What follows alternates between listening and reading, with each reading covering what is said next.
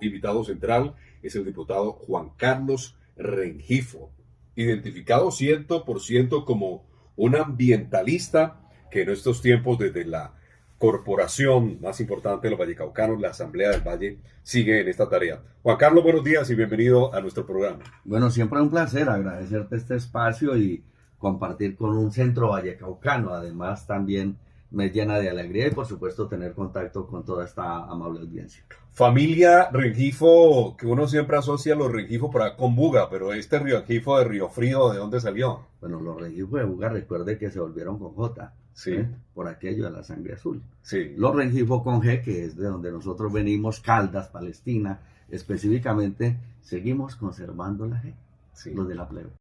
Sí. Bueno, y usted nació, creció y sigue en Río Frío. Sí, por supuesto, yo nací en un corregimiento muy bonito del municipio de Río Frío, por allá en la media montaña, un corregimiento que llama Fenicia, pueblo al que sigo adorando. Cafetero. Y cafetero, por supuesto, colonización tardía de los paisas de 1932. Y digamos que hoy además sigo con mi vivienda, mi hogar en Río Frío. Obviamente pues tenemos que habitar también en Cali por efectos de lo laboral, el estudio de los hijos y demás, pero seguimos resistiéndonos a salir de ese pueblo maravilloso que es Río Frío.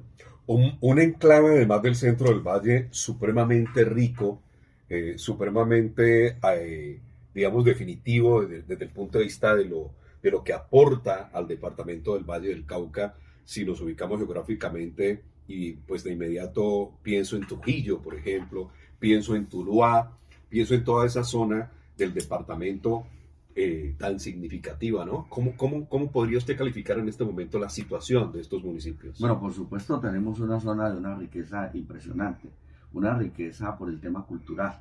Recordemos que casi de Tuluá hacia el norte estamos arrancando con una cultura además muy paisa, pero con unas laderas donde se produce muchos alimentos, tanto en la cordillera central como en la occidental, pero hoy en la occidental con una potencialidad y una capacidad muy grande que se ha crecido en los temas del aguacatejas, de los cultivos de plátano, los cafés especiales también tienen una posibilidad enorme y en menor, presencia, el plan de ordenamiento territorial del departamento. Rubén Darío, somos el único departamento en el país con ese instrumento de planificación y allí se visualiza el centro del Valle del Cauca en su potencialidad turística, agraria, pero además específicamente en el tema de los cafés especiales. En el caso del turismo, precisamente Río Frío cada vez atrae más, ¿no? Yo recuerdo en su momento, aún estando radicado en Tuluá, como pues el paseo de los tulueños era Río Frío. Y si ahora está tan de moda, pues subir en bicicleta hasta Trujillo, de verdad es que el que no haya ido, el que no lo conozca, se está perdiendo de muchos atractivos. Hay varias cosas, claro, por supuesto tenemos estos municipios como Río Frío y Trujillo que hacen parte del paisaje cultural cafetero. Recordemos que fue la declaratoria de la UNESCO y eso nos da también una posibilidad importante. Posterior a la pandemia y aprovechando las potencialidades, por ejemplo, del corregimiento de Fenicia, con una vía de 23 kilómetros pavimentada, un paisaje además hermoso, allí ha tenido un crecimiento de la oferta turística enorme.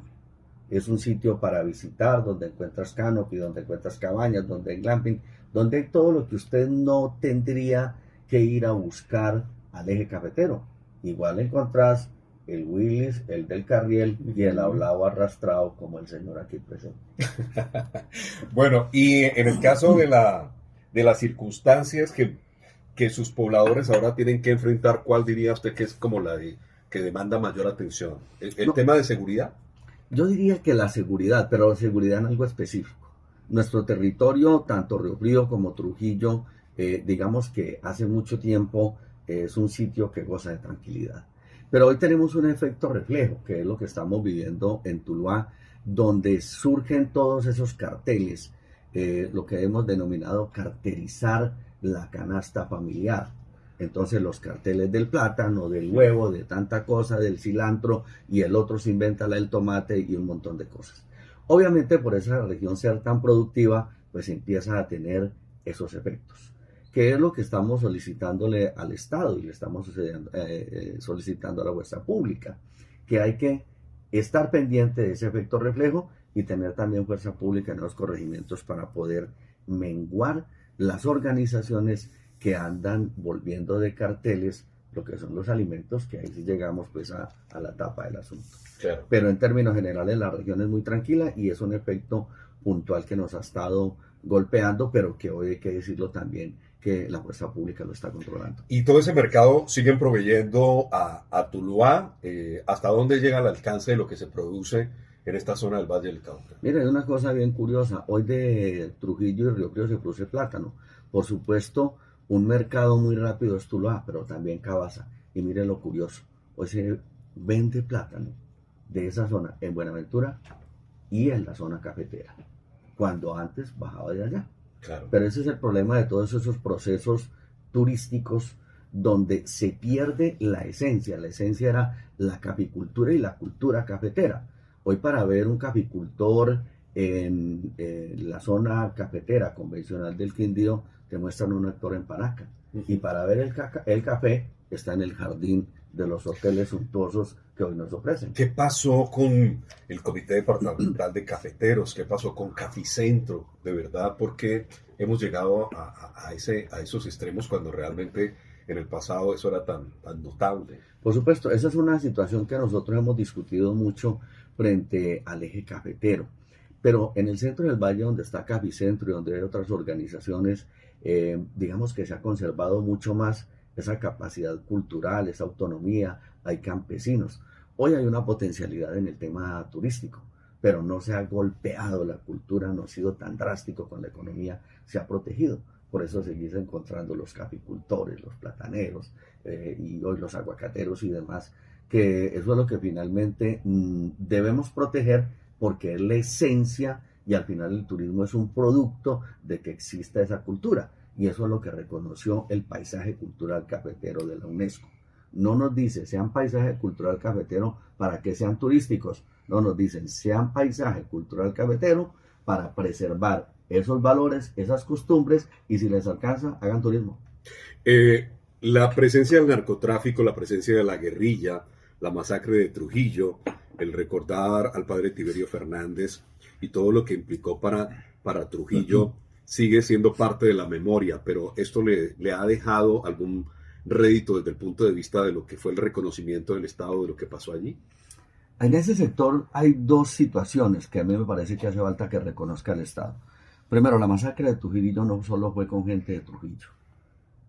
Digamos que el 30% de esas personas hacían parte del municipio de Río Frío, porque es un mismo enclave. Claro. Trujillo tiene, por ejemplo, un corregimiento tan importante como Andinápolis.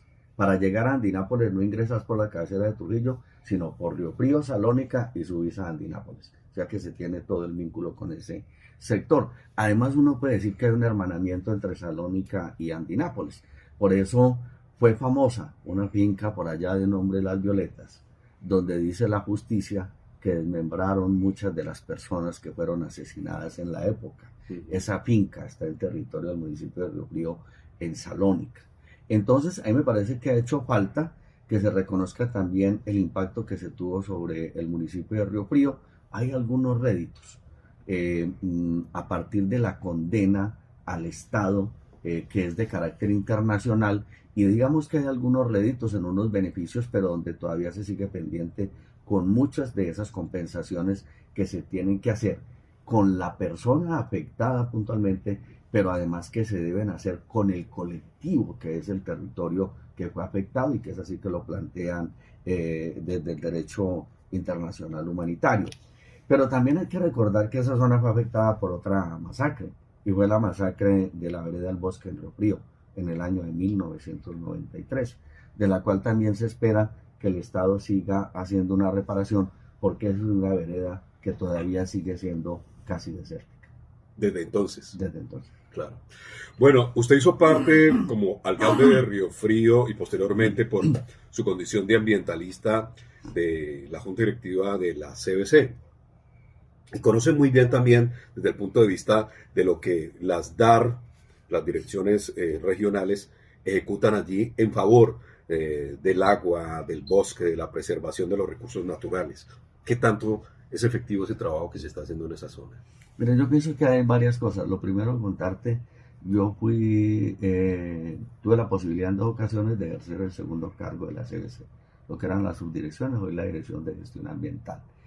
Esa es la jefatura de todas las DAR que tenemos en el Valle del Cauca. Digamos que hay unos eventos importantes. La corporación hay que entenderla como es. La corporación es una autoridad ambiental. Que para el caso del Valle del Cauca tenemos una autoridad ambiental con unos recursos que son excepcionales frente a las otras autoridades ambientales en el país. Y eso permite que se hagan unas inversiones que al final tienen que ser responsabilidad de los entes territoriales, Petare y otra cantidad de situaciones. Allí yo pienso que nosotros tenemos una buena fortuna. Pero lo otro, yo sigo pensando, y es la discusión que tenemos con muchos amigos, y es algo que queremos que se plantee y se discuta en la COP16 que vamos a tener aquí en septiembre en Cali, y es como decimos los montañeros, el agua viene sucia desde la toma. Entonces, desde la misma normatividad nacional, desde la misma ley, desde el enfoque que se tiene para la conservación, tenemos falencias que se van transmitiendo incluso a las corporaciones, y ahí es donde tenemos patas cojas. Por ejemplo, hoy mucha gente se le cobra bajo un principio que es el que contamina paga. Entonces usted hace un daño, pagó y listo. Ya. Y sucede que usted tendría que contaminar, pagar y reparar. Claro. No es suficiente con que pague. Claro. Entonces esa fue una discusión inclusive en el año 90 y 91, cuando discutíamos cuáles deberían ser los preceptos y los principios ambientales que tenían que regir la Constitución Nacional. Ahí todavía hay un debate pendiente. Y por eso, a pesar de tener corporación, tener DANMA, tener autoridades locales, tener funciones de policía frente al tema, en el tiempo hemos visto cómo tenemos un departamento más degradado y no más recuperado como tendría que ser. Claro. No basta la siembra de árboles, No que basta. ha sido notoria, indudablemente, pero no basta. No basta, y es una de las discusiones de fondo también que viene ahora en la COP16, porque esa es una negociación de los estados. Y entonces allí nos vamos a remitir de nuevo a la discusión de los modelos económicos. Nos vamos a discutir de nuevo lo que implica la sensibilidad humana frente al componente ambiental. Si no tenemos modificaciones en el comportamiento, si no somos capaces de renunciar a algunos privilegios que genera la economía, pero que compensan el tema ambiental, pues vamos a seguir en esa carrera loca hoy de elevar la temperatura del planeta, que es lo que tiene en riesgo a la humanidad. Su presencia ahora en la Asamblea del Valle en los últimos años respecto a políticas públicas que tienen que ver con el tema, ¿cómo lo puede resumir? ¿Qué tanto se ha logrado? Mira, yo quiero contarle a los vallecaucanos, nos daría un tema muy bonito. A mí me enorgullece algo y me di cuenta el año anterior. La Asamblea acaba de cumplir 113 años. En 113 años de historia de la Asamblea, yo soy el diputado de mayor número de ordenanzas en autoría o ponencia. ¿Sí? Hoy llevo del orden de 50 ordenanzas. De esas 50 ordenanzas en los dos periodos anteriores, hoy empiezo mi tercer periodo, tenemos 21 ordenanzas que tienen que ver con el componente ambiental. Entonces hemos liderado la política ambiental del Valle, la creación del CODEPAR, que es un consejo interinstitucional que discute la gestión del recurso hídrico, todo lo que tiene que ver con el sistema departamental de áreas protegidas, la ordenanza que protege las aves y sus ecosistemas, por todo lo que implica y que se ha discutido y que nos hemos ganado en estos días de más de 600 especies pues, de aves en el sector, pero además también las que generan las facultades al gobierno departamental para poder comprar predios en las zonas donde nacen fuentes de agua que abastecen acueductos, y que hoy una reforma de la ley 99 nos permite también trabajar en la óptica del pago por servicios ambientales. Son muchas las que hemos trabajado, son muchos los debates, son muchos los acompañamientos, por ejemplo, cuando se invadió la laguna de Sonso en el 2016, o cuando la discusión del trasvase de la quebrada del Buey entre Andalucía y Bugalagrande, y otros eventos que han podido tener impacto sobre pues el ambiente, que al final es sobre la vida. Buenaventura y todo lo que implica el Pacífico vallecaucano están dentro de esas políticas públicas. Por supuesto que Buenaventura está allí, aún en su condición de distrito, sí, que le da unas particularidades igual a Cali, pero que no deja de ser Valle del Cauca. Entonces, siempre hemos planteado desde esta curul que ahí hay que hacer tres lecturas. La lectura del puerto, la lectura de la vida continental y la lectura de la ruralidad bonaerense.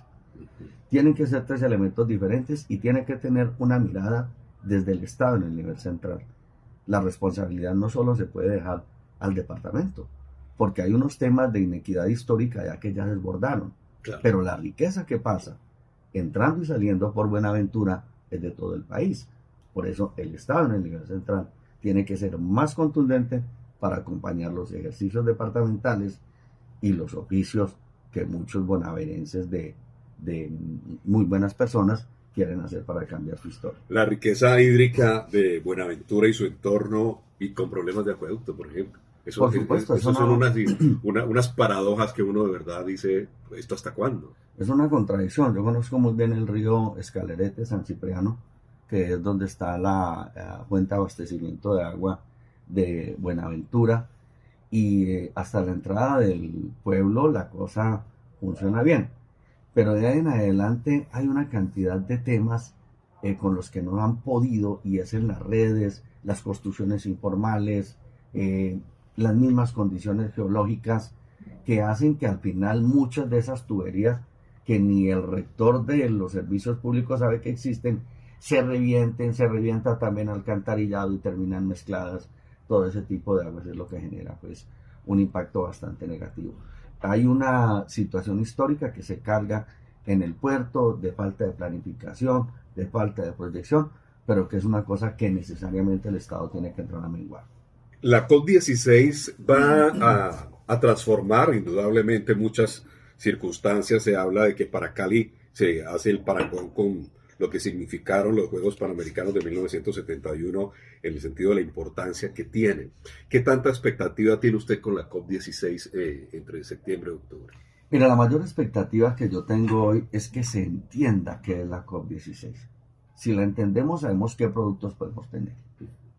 Pero perdóname, hay que hacer mucha pedagogía. Por supuesto. Porque es que todos estamos hablando de la COP16, de 12.000 a 13.000 visitantes, de la importancia que tiene 2 semanas largas de duración, pero va a tocar hacer mucha pedagogía para que todos conscientemente podamos aportar a que esto sea un éxito. Oh, por supuesto. Además que hemos visto eso es como solo como un tema donde tenemos que aprovechar una potencialidad turística.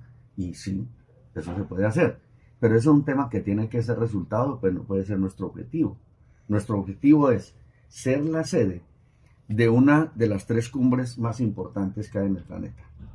En 1992 surge la cumbre de Río de Janeiro, y en la cumbre de Río de Janeiro se firman unos tratados, y los países firman tratados y deciden hacer 3 convenciones: la Convención de Cambio Climático, la Convención de Biodiversidad y la Convención de la Desertización. Son 3 que hay en el mundo. Hoy a nosotros nos corresponde ser sede de la Convención de la Biodiversidad, donde se llama la COP porque en inglés sería como las partes. Uh-huh. Esa es la Convención de las Partes. Y las partes son los estados y algunas representaciones institucionales. ¿Qué sucede? Esas partes lo que hacen en ese escenario es negociar, reconocer cuáles son los problemas de carácter que tenemos en el tema de la biodiversidad y establecen compromisos de estados de cómo se van a solucionar.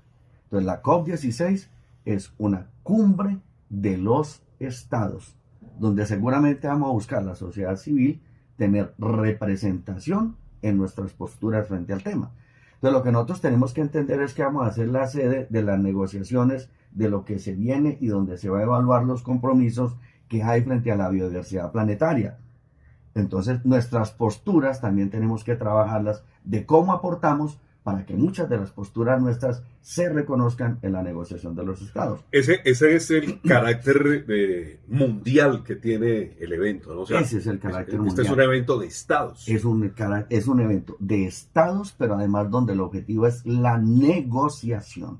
Entonces lo que nosotros tenemos que darles elementos desde la sociedad al Estado colombiano para que planteen nuestras posturas en la negociación con otros estados. Por ejemplo, posturas como esta. Si nosotros hoy estamos representando en buena parte el suroccidente y lo que es el Pacífico, esos estados que se van a reunir acá y que van a estar en el segundo sitio más biodiverso del mundo, como lo es Colombia, cómo se va a comportar desde el punto de vista económico para que nosotros podamos seguir protegiendo esos pulmones y podamos seguir protegiendo esa biodiversidad que allí y para tenemos. el caso la Amazonía también, pues que interesa y que preocupa tanto al mundo entero. Perfecto, y como el tema no solo es local, sino que también es nacional y es internacional, entonces el tema de la Amazonía, pero el tema del tapón del Darién. Claro. Y entonces lo que nosotros decimos es, desde el suroccidente tenemos que aportar desde nuestra visión. Hoy le planteaba yo a la ministra de Medio Ambiente que si se estaba trabajando un proyecto, se estaba estructurando un proyecto para negociar con los estados en un mecanismo que existe que se llama canje de deuda externa por ambiente. A los que les debemos plata, les presentamos un gran proyecto y les decimos, venga, ¿por qué no me acepta que esa plata que yo le tengo que pagar a usted, yo desarrollo aquí unos proyectos para disminuir, impactar en el cambio climático, incrementar la biodiversidad, y usted me lo vale como si se lo hubiera pagado a su deuda porque usted también necesita respirar? ¿Qué le dijo la ministra? Entonces, pues todavía hay dudas frente al enfoque. Ha sido un planteamiento que ha tenido el gobierno nacional desde el inicio, pero donde yo siento que todavía no terminan de aterrizar el gran proyecto, porque yo hoy pienso que la capacidad de negociación sí existiría para un proyecto de ese orden, donde lo que yo estoy proponiendo es que el suroccidente y el Valle del Cauca, con un proceso de planificación, le contaba, somos el único departamento con plan de ordenamiento territorial, con 21 ordenanzas verdes, con toda la riqueza que tenemos, pero además con el único páramo no intervenido de Colombia y uno de los 3 páramos no intervenidos en el mundo. Eso nos da capacidad, el duende, eso nos da capacidad de negociación con el mundo, con los acreedores, y allí la negociación tiene que ser en políticas públicas y tiene que ser económica. Para eso te sirve la COP.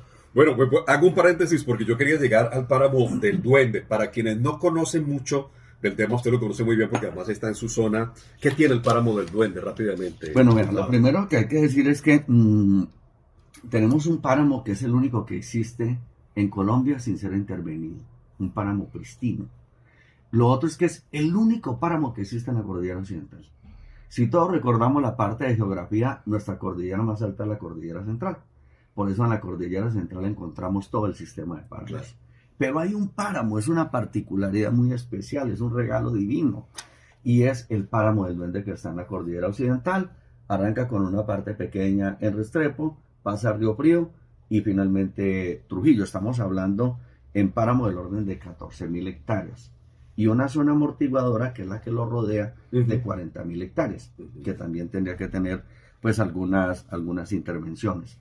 Ese páramo, digamos que por allá como en el año 97-98, tiene reconocimiento institucional, porque para los habitantes locales, todos sabemos que hay una cosa ya que tenía frailejones, pero para la ciencia se reconoce a partir del año 94, es donde empiezan las intervenciones incluso de la CBC, con una declaratoria en el año 2004 tal vez como el primer parque natural regional que se declara en el Valle del Cauca.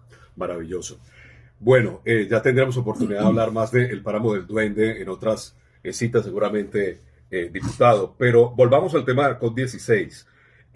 Lo cierto es que vamos a tener una presencia de representantes del más alto nivel bajo una agenda que maneja la Organización de las Naciones Unidas. ¿Eso es correcto?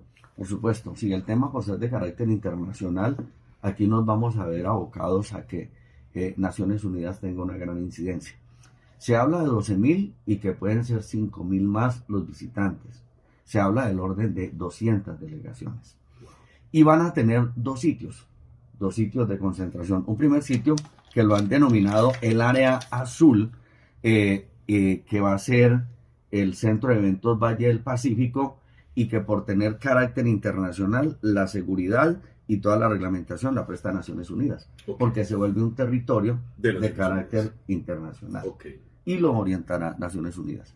Y un área que la llaman verde, que va a ser el Boulevard, donde se van a tener diferentes expresiones, exposiciones, sitios para la discusión. ¿Cuál? ¿El Boulevard del Río? El Boulevard del Río. Ok, ya estando acá en Cali. Ya estando acá en Cali. Y entonces ese sí tendrá el control pues local, y con unos auditorios que se van a facilitar para que las diferentes expresiones organizativas, ONGs, temas étnicos o de algunos otros segmentos sociales discutan frente a las posturas que se están dando allá en el Centro de Eventos Valle del Pacífico y desde aquí envíen mensajes para que sea tenida en cuenta su voz dentro de la discusión. Esos serán entonces los dos escenarios que están definidos. Son los dos escenarios principales que se van a tener, la zona azul y la zona verde, y la zona azul porque se vuelve un territorio de carácter internacional. ¿Qué tenemos que hacer todos para lograr que esto sea un éxito desde Colombia para el resto del mundo y por supuesto de los vallecaucanos? Yo diría que lo primero, sensibilizarnos frente a qué es a lo que vamos a servir como anfitriones, que es a procesos de negociación de los estados. Y que la fase más importante que podemos tener es la fase preparatoria.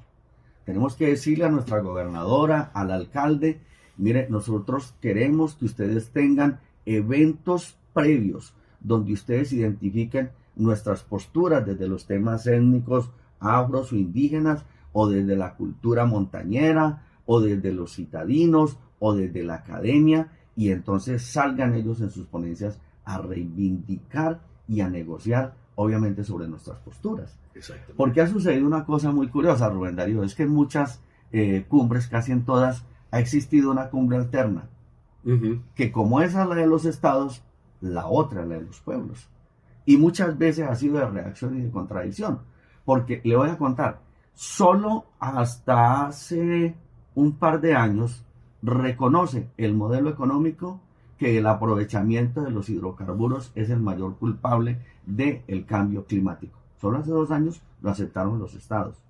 Así como en el año de 1972, donde es la primera cumbre mundial en Estocolmo, aceptan los países desarrollados que el modelo económico de capital tiene impactos. Antes nunca lo habían aceptado.